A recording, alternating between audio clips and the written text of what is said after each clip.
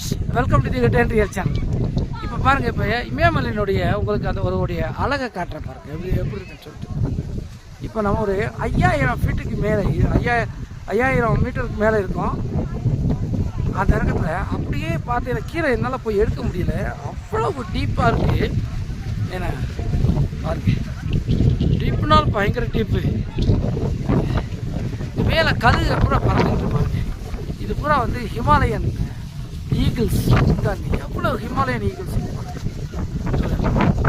இப்போ நம்ம வந்து 5000 மீட்டருக்கு மேலே இருக்கும். ஐஸ் கேப்ஸ் கிட்ட வந்து ஆல்மோஸ்ட் பீக்கில் இருக்கும்.